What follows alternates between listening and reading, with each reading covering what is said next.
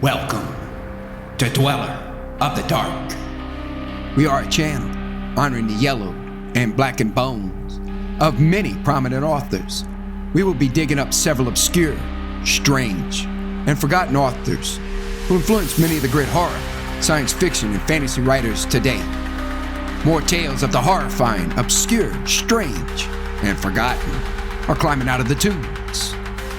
Subscribe, comment, like, donate, or I'll send the devil of Black Bayou to rip your head off as we did the like button. Unknown horror masters, send us ghoulish delights for the Skull and Bones collection. Your pound of writer's flesh will feed our ghouls for now. Books, albums, websites in the links below. Children of Horror, Legion of Ghouls. To Build a Fire by Jack London. Day had dawned cold and gray when the man turned aside from the main Yukon trail. He climbed the high earth bank where a little traveled trail led east through the pine forest. It was a high bank, and he paused to breathe at the top. He excused the act to himself by looking at his watch. It was 9 o'clock in the morning. There was no sun or promise of sun, although there was not a cloud in the sky. It was a clear day. However, there seemed to be an indescribable darkness over the face of things. That was because the sun was absent from the sky. This fact did not worry the man. He was not alarmed by the lack of sun. It had been days since he had seen the sun. The man looked along the way he had come. The Yukon lay a mile wide and hidden under 3 feet of ice. On top of this ice were as many feet of snow. It was all pure white, north and south. As far as his eye could see, it was unbroken white. The one thing that relieved the whiteness was a thin dark line that curved from the pine-covered island to the south. It curved into the north, where it disappeared behind another pine-covered island. This dark line was the trail, the main trail. It led south 500 miles to the Chilkoot Pass and saltwater. It led north 75 miles to Dawson, and still farther on to the north 1,000 miles to Nulato, and finally to St. Michael on Bering Sea. 1,000 miles and half 1,000 more. But all this, the distant trail, no sun in the sky, the great cold, and the strangeness of it all had no effect on the man. It was not because he was long familiar with it. He was a newcomer in the land, and this was his first winter. The trouble with him was that he was not able to imagine. He was quick and ready in the things of life, but only in the things and not in their meanings. 50 degrees below zero meant 80 degrees of frost. Such facts told him that it was cold and uncomfortable, and that was all. It did not lead him to consider his weaknesses as a creature affected by temperature, nor did he think about man's general weakness, able to live only within narrow limits of heat and cold. From there, it did not lead him to thoughts of heaven and the meaning of a man's life. 50 degrees below zero meant a bite of frost that hurt and that must be guarded against by the use of mittens, ear coverings, warm moccasins, and thick socks. 50 degrees below zero was to him nothing more than 50 degrees below zero. that it should be more important, then that was a thought that never entered his head. As he turned to go, he forced some water from his mouth as an experiment. There was a sudden noise that surprised him. He tried it again and again in the air. Before they could fall to the snow, the drops of water became ice that broke with a noise. He knew that at 50 below zero, water from the mouth made a noise when it hit the snow. But this had done that in the air. Undoubtedly, it was colder than 50 below. But exactly how much colder, he did not know. But the temperature did not matter. He was headed for the old camp on Henderson Creek, where the boys were already. They had come across the mountain from the Indian Creek country. He had taken the long trail to look at the possibility of floating logs from the islands in the Yukon down the river when the ice melted. He would be in camp by 6 o'clock that evening. It would be a little after dark, but the boys would be there. A fire would be burning and a hot supper would be ready. And he thought of lunch. He pressed his hand against a package under his jacket. It was also under his shirt, wrapped in a handkerchief and lying for warmth against the naked skin. Otherwise, the bread would freeze.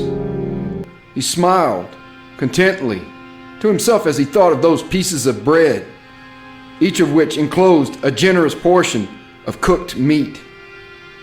He plunged among the big pine trees. The trail was not well marked here. Several inches of snow had fallen since the last sled had passed. He was glad he was without a sled. Actually, he carried nothing but the lunch wrapped in the handkerchief. He was surprised, however, at the cold. It certainly was cold, he decided, as he rubbed his nose and face with his mittened hand. He had a good growth of hair on his face, but that did not protect his nose or the upper part of his face from the frosty air. Following at the man's heels was a big native dog. It was a wolf dog, gray-coated, and not noticeably different from its brother, the wild wolf. The animal was worried by the great cold. It knew that this was no time for traveling. Its own feeling was closer to the truth than the man's judgment. In reality, it was not merely colder than 50 below zero. It was colder than 60 below and 70 below. It was 75 below zero. Because the freezing point is 32 above zero, it meant that there were 107 degrees of frost. The dog did not know anything about temperatures. Possibly in its brain, there was no understanding of a condition of very cold, such as was in the man's brain. But the animal sensed the danger. Its fear made it question eagerly every movement of the man, as if expecting him to go into camp or to seek shelter somewhere and build a fire. The dog had learned about fire, and it wanted fire. Otherwise, it would dig itself into the snow and find shelter from the cold air. The frozen moistness of its breathing had settled on its fur in a fine powder of frost. The hair on the man's face was similarly frosted, but more solidly. It took the form of ice and increased with every warm, moist breath from his mouth. Also, the man had tobacco in his mouth. The ice held his lips so tightly together that he could not empty the juice from his mouth. The result was a long piece of yellow ice hanging from his lips. If he fell down, it would break like glass into many pieces. He expected the ice formed by the tobacco juice, having been out twice before when it was very cold. But it had not been as cold as this, he knew. He continued through the level forest for several miles. Then he went down a bank to the frozen path of a small stream. This was Henderson Creek, and he knew he was 10 miles from where the stream divided. He looked at his watch. It was 10 o'clock. He was traveling at the rate of 4 miles an hour. Thus, he figured that he would arrive where the stream divided at 12:30. He decided he would eat his lunch when he arrived there. The dog followed again at his heels, with its tail hanging low, as the man started to walk along the frozen stream. The old sled trail could be seen, but a dozen inches of snow covered the marks of the last sleds. In a month, no man had traveled up or down that silent creek. The man went steadily ahead. He was not much of a thinker. At that moment, he had nothing to think about, except that he would eat lunch at the stream's divide, and that at 6 o'clock he would be in a camp with the boys. There was nobody to talk to, and had there been, speech would not have been possible because of the ice around his mouth. Once in a while, the thought repeated itself that it was very cold and that he had never experienced such cold. As he walked along, he rubbed his face and nose with the back of his mittened hand. He did this without thinking, frequently changing hands. But with all his rubbing, the instant he stopped, his face and nose became numb. His face would surely be frozen. He knew that, and he was sorry that he had not worn the sort of nose guard Bud wore when it was cold. Such a guard passed across the nose and covered the entire face. But it did not matter much, he decided. What was a little frost? A bit painful, that was all. It was never serious. Empty, as the man's mind was of thoughts. He was most observant.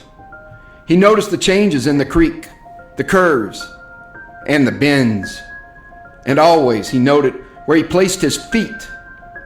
Once, coming around a bend, he moved suddenly to the side like a frightened horse. He curved away from the place where he had been walking and retraced his steps several feet along the trail. He knew the creek was frozen to the bottom. No creek could contain water in that winter. But he knew also that there were streams of water that came out from the hillsides and ran along under the snow and on top of the ice of the creek. He knew that even in the coldest weather, these streams were never frozen. And he also knew their danger. They hid pools of water under the snow that might be 3 inches deep or 3 feet. Sometimes a skin of ice half an inch thick covered them, and in turn was covered by the snow. Sometimes there was both water and thin ice, and when a man broke through, he could get very wet. That was why he had jumped away so suddenly. He had felt the ice move under his feet. He had also heard the noise of the snow-covered ice, skin breaking. And to get his feet wet in such a temperature meant trouble and danger. At the very least, it meant delay, because he would be forced to stop and build a fire. Only under its protection could he bare his feet while he dried his socks and moccasins. He stood and studied the creek bottom and its banks. He decided that the flowing stream of water came from the right side. He thought a while, rubbing his nose and face. Then he walked to the left. He stepped carefully and tested the ice at each step. Once away from the danger, he continued at his 4-mile pace. During the next 2 hours, he came to several similar dangers. Usually the snow above the pools had a sunken appearance. However, once again he came near to falling through the ice. Once, sensing danger, he made the dog go ahead. The dog did not want to go. It hesitated until the man pushed it forward. Then it went quickly across the white, unbroken surface. Suddenly it fell through the ice, but climbed out on the other side, which was firm. It had wet its feet and legs. Almost immediately, the water on them turned to ice. The dog made quick efforts to get the ice off its legs. Then it lay down in the snow and began to bite out the ice that had formed between the toes. The animal knew enough to do this. To permit the ice to remain would mean sore feet. It did not know this. It merely obeyed the commands that arose from the deepest part of its being. But the man knew these things, having learned them from experience. He removed the mitten from his right hand and helped the dog tear out the pieces of ice. He did not bare his fingers more than a minute and was surprised to find that they were numb. It certainly was cold. He pulled on the mitten quickly and beat the hand across his breast. At 12 o'clock, the day was at its brightest, yet the sun did not appear in the sky. At 12:30 on the minute, he arrived at the divide of the creek. He was pleased at his rate of speed. If he continued, he would certainly be with the boys by 6 o'clock that evening. He unbuttoned his jacket and shirt and pulled forth his lunch. The action took no more than a quarter of a minute, yet in that brief moment, the numbness touched his bare fingers. He did not put the mitten on, but instead struck the fingers against his leg. Then he sat down on a snow-covered log to eat. The pain that followed the striking of his fingers against his leg ceased so quickly that he was frightened. He had not had time to take a bite of his lunch. He struck the fingers repeatedly and returned them to the mitten. Then he bared the other hand for the purpose of eating. He tried to take a mouthful, but the ice around his mouth prevented him. Then he knew what was wrong. He had forgotten to build a fire and warm himself. He laughed at his own foolishness. As he laughed, he noted the numbness in his bare fingers. Also, he noted that the feeling which had first come to his toes when he sat down was already passing away. He wondered whether the toes were warm or whether they were numb. He moved them inside the moccasins and decided that they were numb. He pulled the mitten on hurriedly and stood up. He was somewhat frightened. He stamped forcefully until the feeling returned to his feet. Certainly was cold, was his thought. That man from Sulphur Creek had spoken the truth. when telling how cold it sometimes got in this country, and he had laughed at him at the time. That showed one must not be too sure of things. There was no mistake about it. It was cold. He walked a few steps, stamping his feet and waving his arms, until reassured by the returning warmth. Then he took some matches and proceeded to make a fire. In the bushes, the high water had left a supply of sticks. From here, he got wood for his fire. Working carefully from a small beginning, he soon had a roaring fire. Bending over the fire, he first melted the ice from his face. With the protection of the fire's warmth, he ate his lunch. For the moment, the cold had been forced away. The dog took comfort in the fire, lying at full length, close enough for warmth and far enough away to escape being burned. When the man had finished eating, he filled his pipe with tobacco and had a comfortable time with the smoke. Then he pulled on his mittens, settled his cap firmly about his ears, and started along the creek trail toward the left.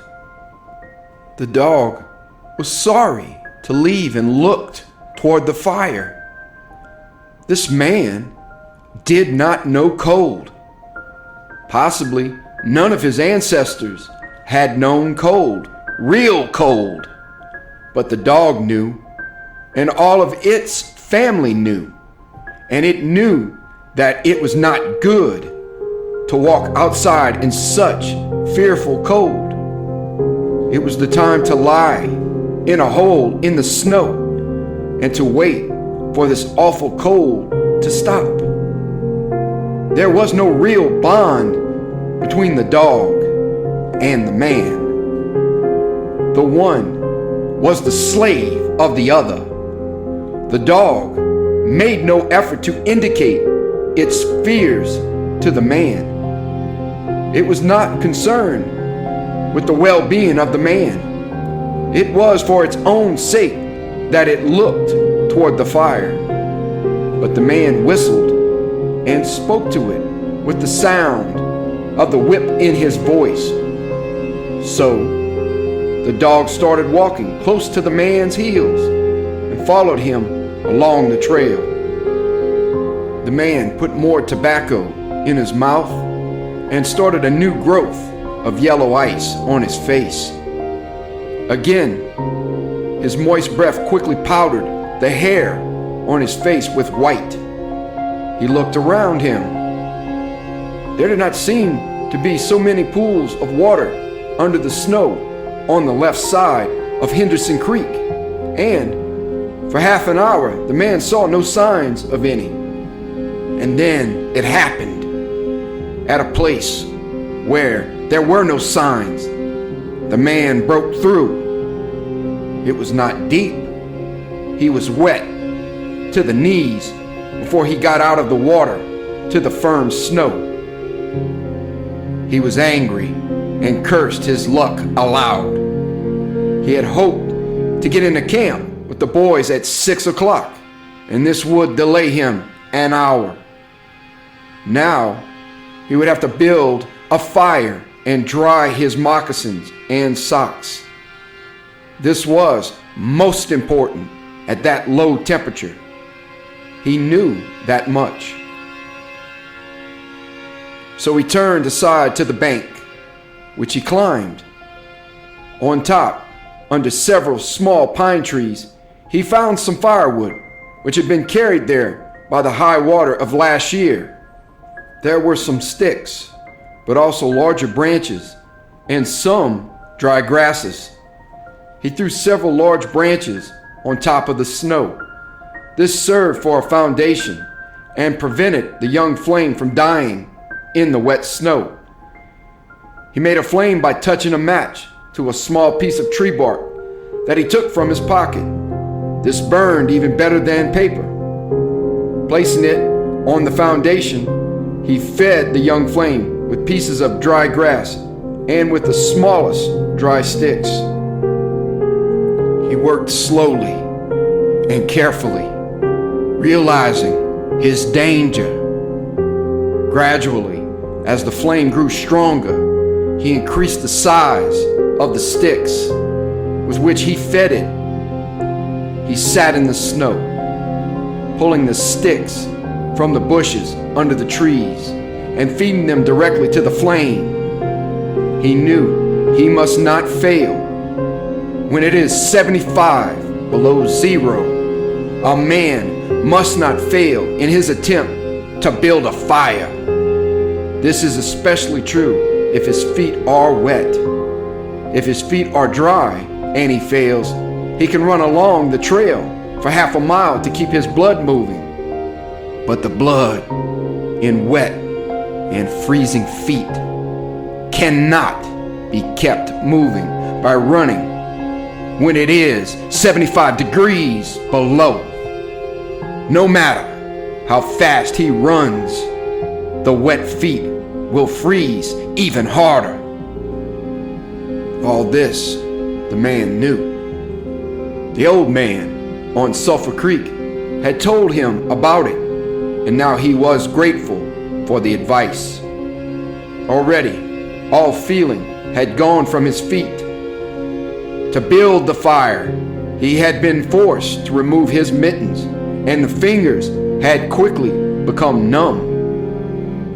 His pace of 4 miles an hour had kept his heart pushing the blood to all parts of his body. But the instant he stopped, the action of the heart slowed down. He now received the full force of the cold. The blood of his body drew back from it. The blood was alive, like the dog. Like the dog, it wanted to hide and seek cover away from the fearful cold. As long as he walked 4 miles an hour, the blood rose to the surface.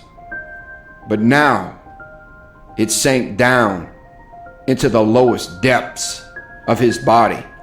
His feet and hands were the first to feel its absence.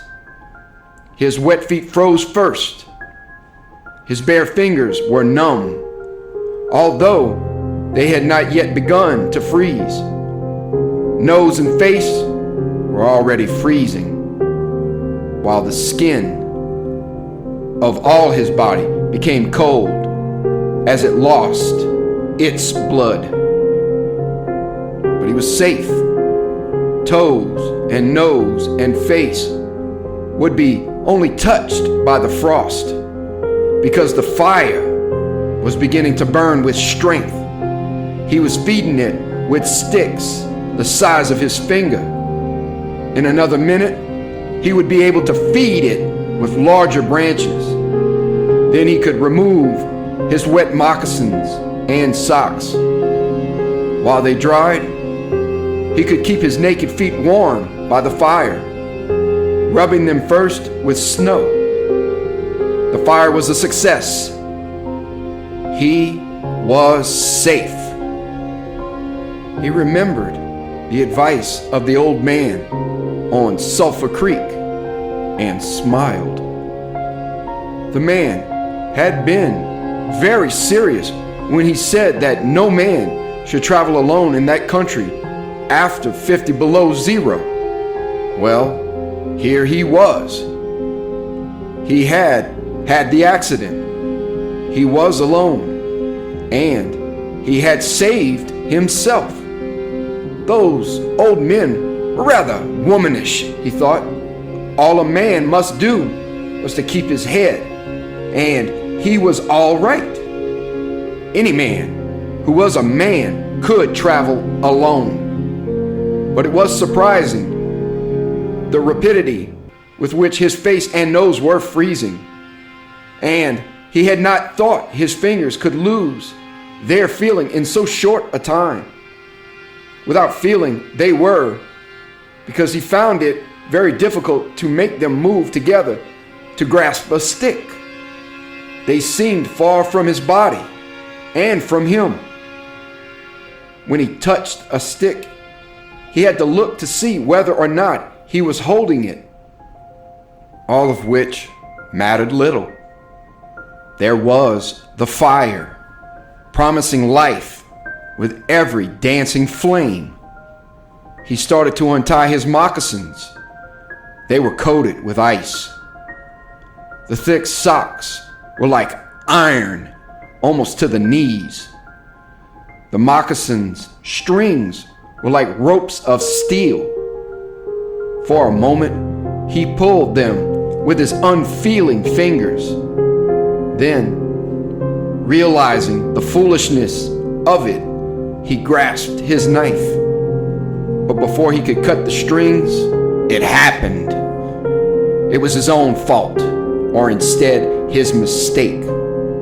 He should not have built the fire under the pine tree. He should have built it in an open space. But it had been easier to pull the sticks from the bushes and drop them directly on the fire. Now the tree under which he had done this carried a weight of snow on its branches. No wind had been blowing for weeks, and each branch was heavy with snow. Each time he pulled a stick, he shook the tree slightly. There had been just enough movement to cause the awful thing to happen. High up in the tree, one branch dropped its load of snow. This fell on the branches beneath. This process continued, spreading through the whole tree. The snow fell without warning upon the man and the fire. And the fire was dead. Where it had burned was a pile of fresh snow. The man was shocked. It was like hearing his own judgment of death. For a moment he sat and stared at the spot where the fire had been. Then he grew very calm. Perhaps the old man on Sulphur Creek was right. If he had a companion on the trail, he would be in no danger now. The companion could have built the fire. Now he must build the fire again, and this second time he must not fail. Even if he succeeded, he would be likely to lose some toes. His feet must be badly frozen by now, and there would be some time before the second fire was ready. Such were his thoughts, but he did not sit and think them. He was busy all the time. They were passing through his mind.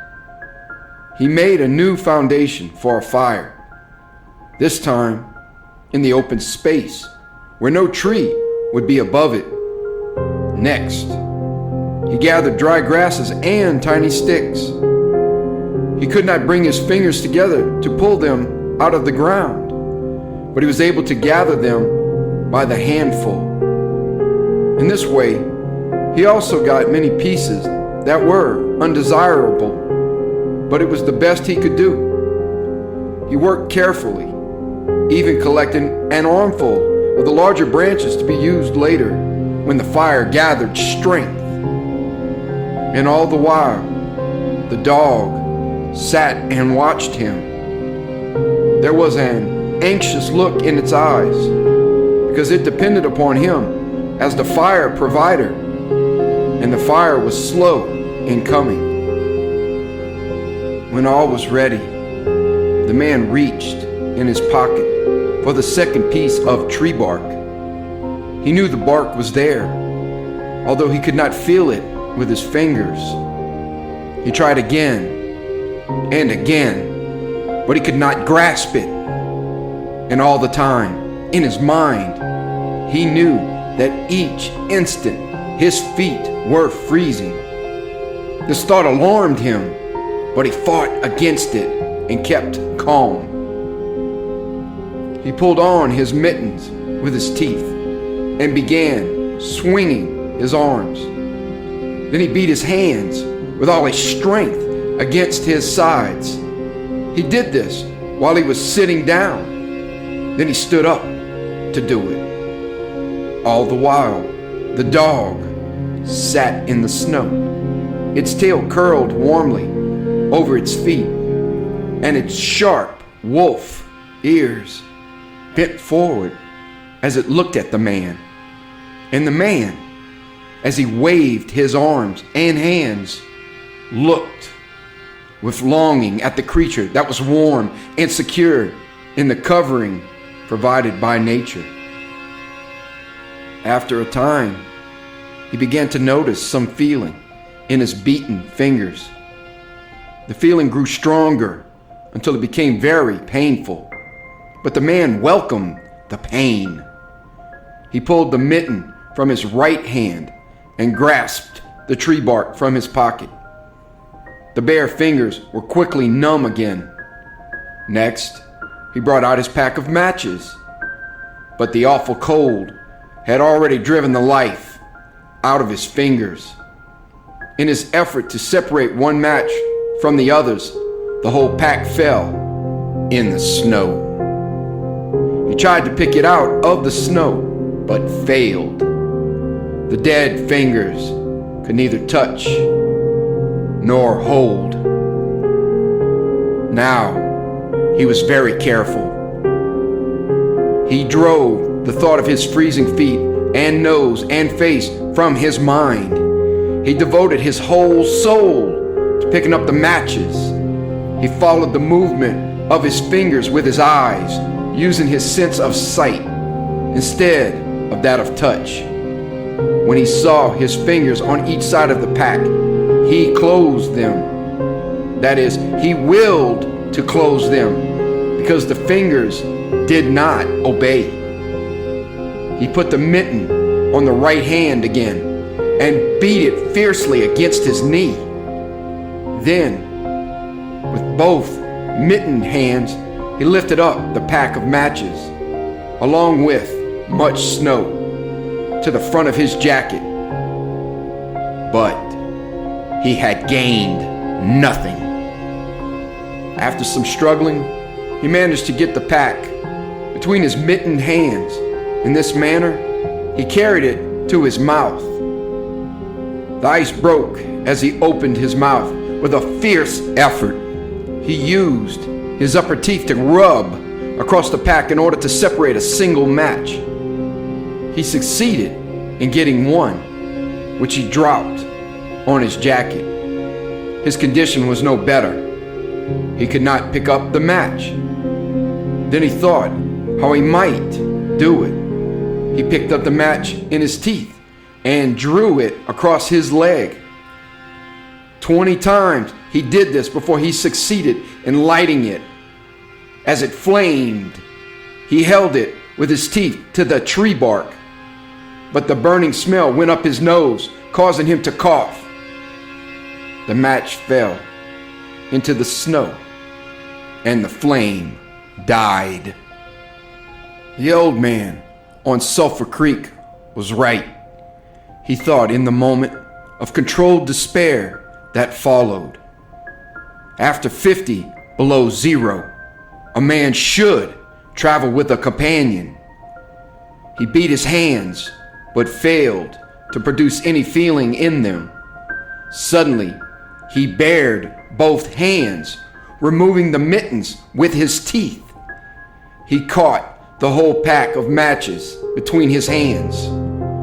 His arm muscles were not frozen, and he was able to press the hands tightly against the matches. Then he drew the whole pack along his leg.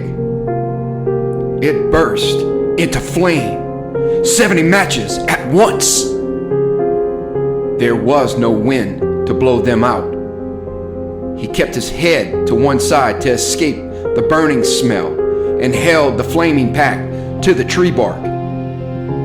As he so held it, he noticed some feeling in his hand. His flesh was burning. He could smell it. The feeling developed into pain.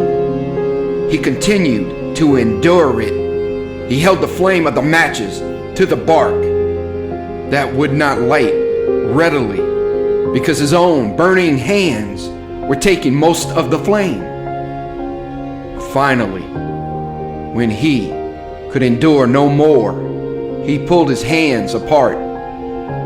The flaming matches fell into the snow, but the tree bark was burning. He began laying dry grasses and the tiniest sticks on the flame. He could not choose carefully because they must be pieces that could be lifted between his hands. Small pieces of green grass stayed on the sticks, and he bit them off as well as he could with his teeth. He treated the flame carefully. It meant life, and it must not cease.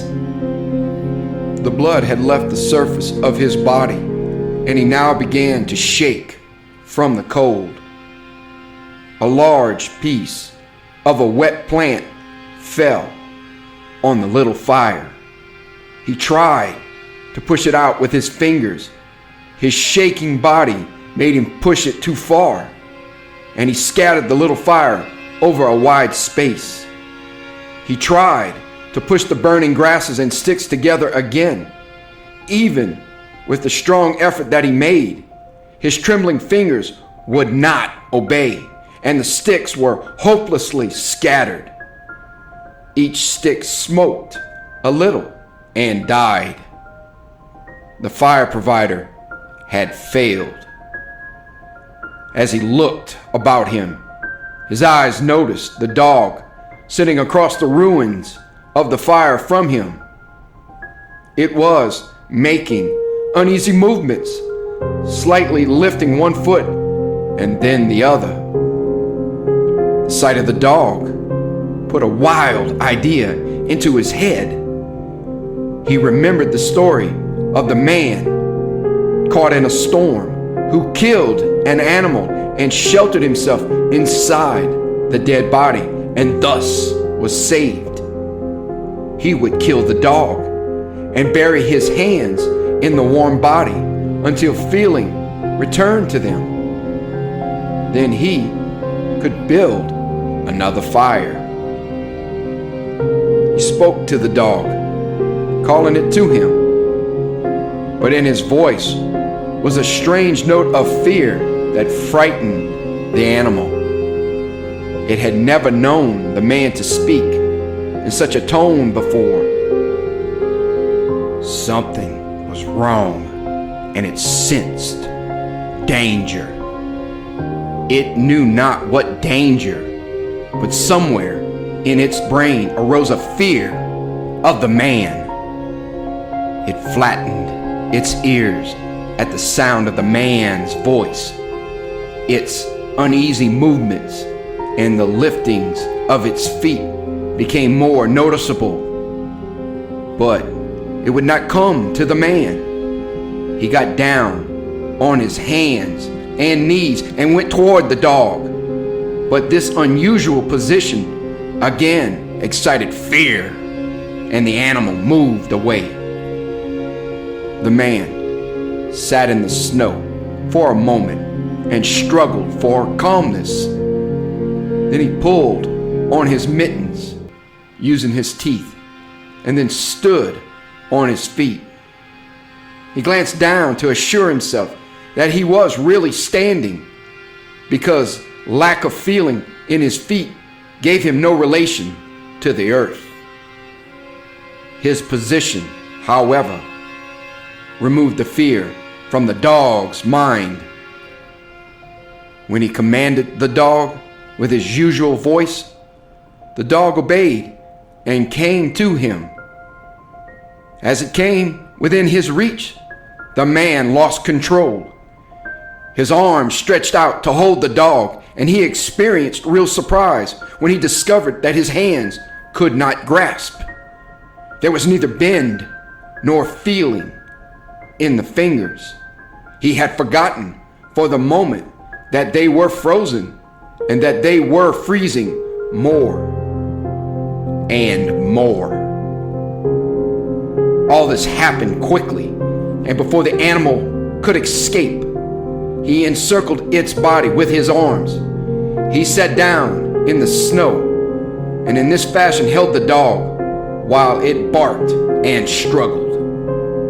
But it was all he could do. Hold its body encircled in his arms and sit there. He realized that he could not kill the dog. There was no way to do it. With his frozen hands, he could neither draw nor hold his knife.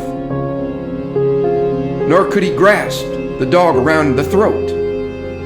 He freed it, and it dashed wildly away, still barking. It stopped 40 feet away and observed him curiously, with ears sharply bent forward. The man looked down at his hands to locate them and found them hanging on the ends of his arms. He thought it curious that it was necessary to use his eyes to discover where his hands were. He began waving his arms, beating the mittened hands against his sides. He did this for 5 minutes. His heart produced enough blood to stop his shaking, but no feeling was created in his hands.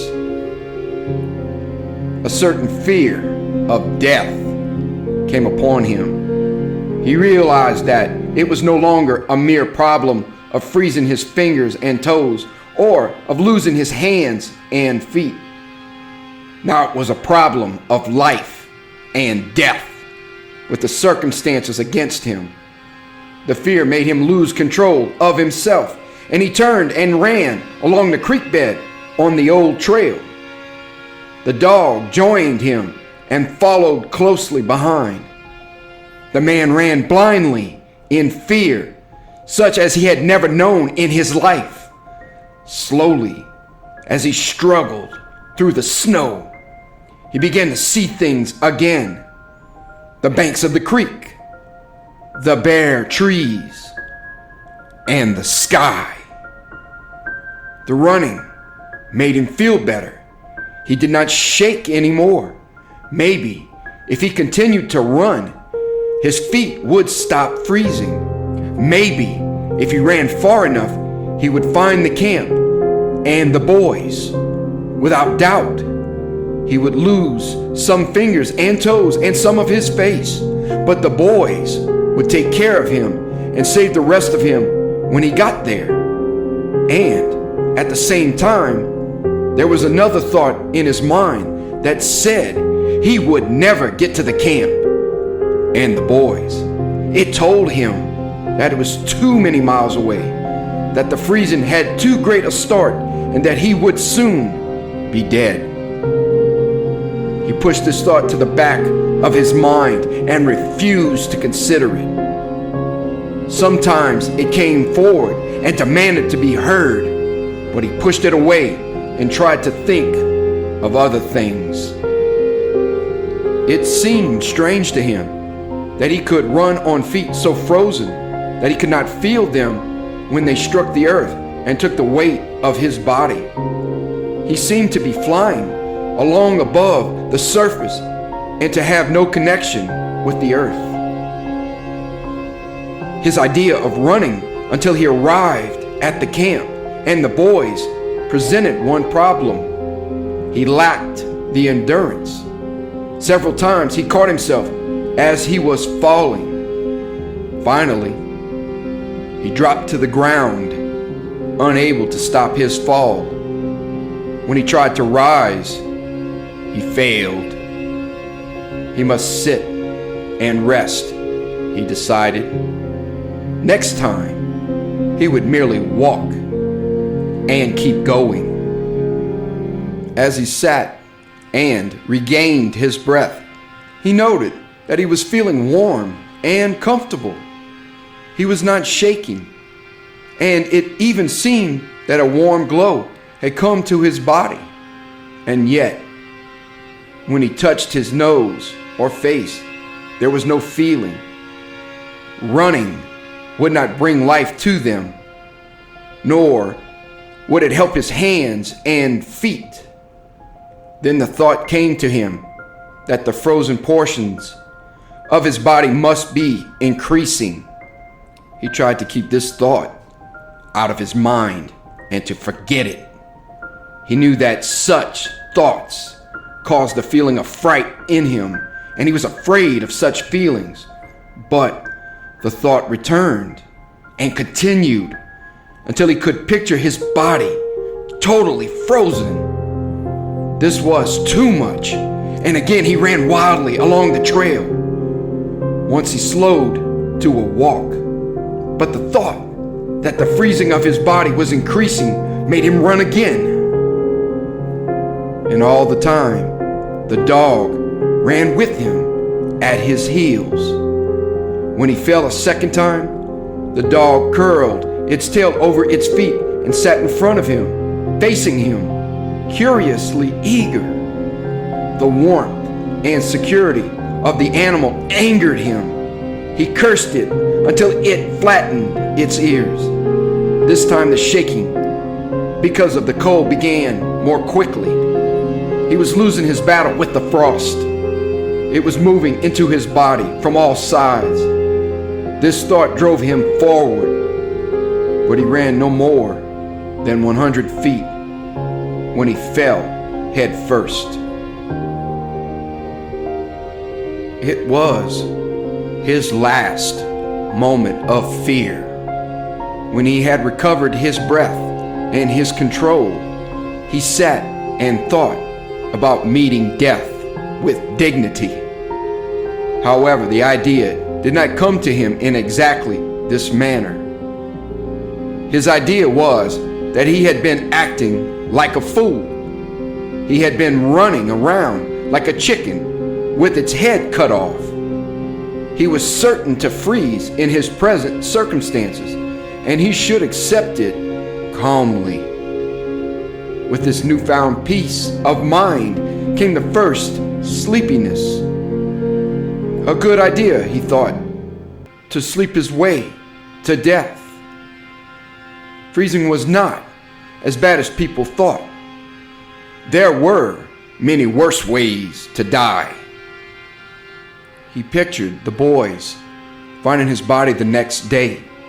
Suddenly, he saw himself with them, coming along the trail and looking for himself.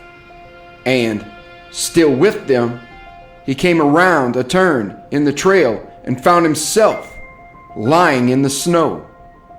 He did not belong with himself anymore. Even then, he was outside of himself, standing with the boys and looking at himself in the snow. It certainly was cold, was his thought. When he returned to the United States, he could tell the folks what real cold was. His mind went from this to the thought of the old man of Sulphur Creek. He could see him quite clearly, warm and comfortable, and smoking a pipe. "You were right, old fella. You were right," he murmured to the old man of Sulphur Creek. Then the man dropped into what seemed to him the most comfortable and satisfying sleep he had ever known. The dog sat facing him and waiting. The brief day ended in a long evening. There were no signs of a fire to be made. Never in the dog's experience had it known a man to sit like that in the snow and make no fire. As the evening grew darker, its eager longing for the fire mastered it. With much lifting of its feet, it cried softly. Then it flattened its ears, expecting the man's curse. But the man remained silent. Later, the dog howled loudly, and still later, it moved close to the man and caught the smell of death. This made the animal back away. A little longer it delayed, howling under the stars that leaped and danced and shone brightly in the cold sky. Then it turned and ran along the trail toward the camp it knew, where there were the other food providers and fire providers. Thank you for listening. Have a great night.